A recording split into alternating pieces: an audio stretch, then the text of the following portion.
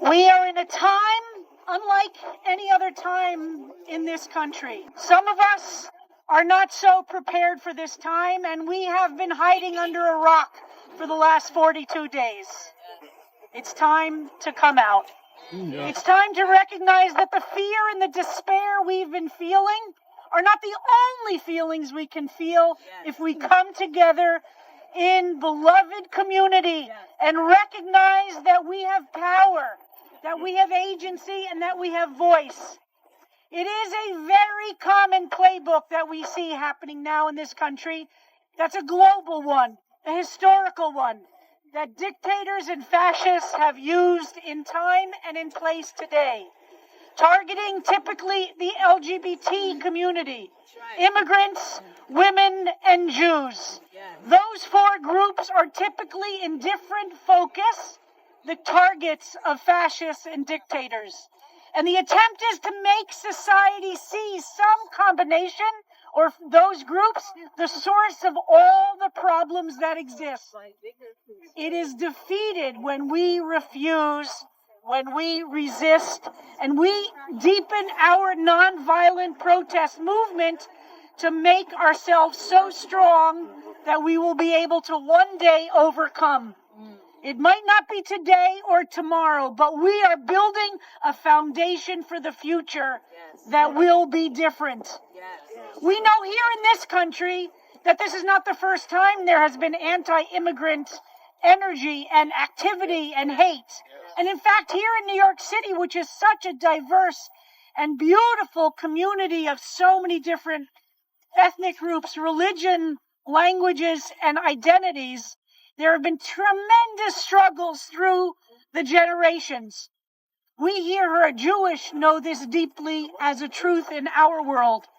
In 1654, the first Jews came to this place when it was New Amsterdam, having been refugees from Brazil when the crusade came to Brazil, and the Catholic Church said you must either die or convert or leave, as they had done in Portugal and in Spain. Jews left Brazil looking for a refuge. They were fleeing persecution, going to Amsterdam.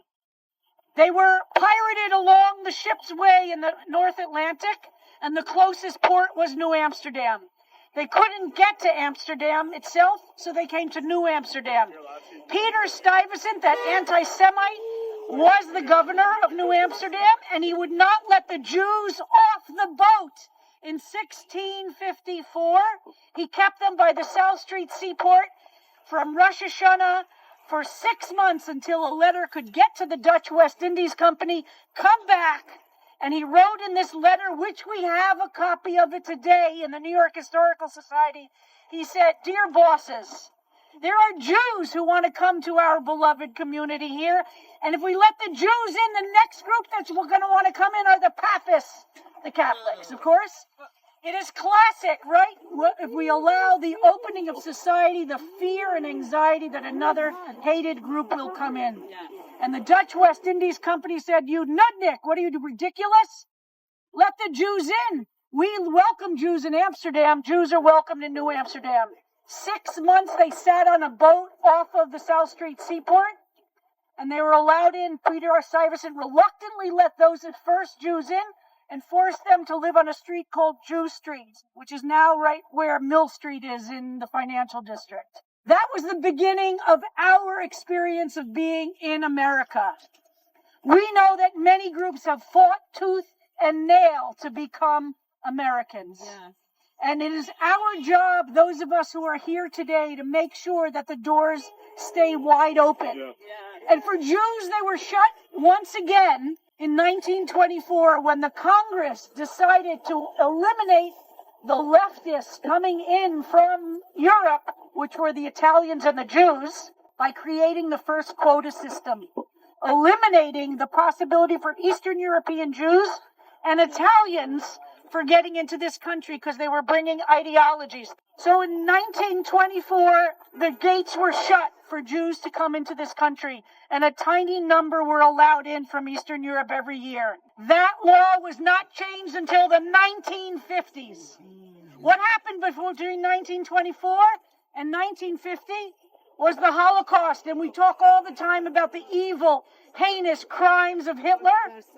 But had the gates to this country been opened, millions of Jews would have been saved. And today we face a similar situation. That yes, there are dictatorships and situations around the world in which refugees are desperately finding a place like America to find safety and security. But we in this country want to shut these gates again and make sure that people who are threatened in their countries cannot come into this one.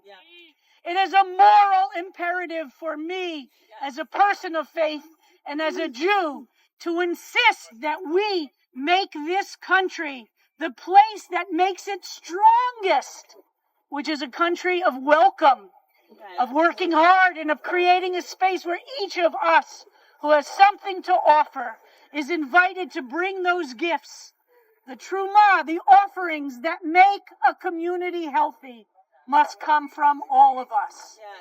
So we together will create a nonviolent movement of protest. We're at the beginning right now of something very exciting and something very new. Don't only stay in your beds underneath your blankets, and of course you're here now, so you're not. But I know what that pull feels like. But what we have to do is come together in all the different communities we are, look each other in the face and say, we can do this, and yes, we have to do it again, and again, and again, and again. And we shall overcome. Not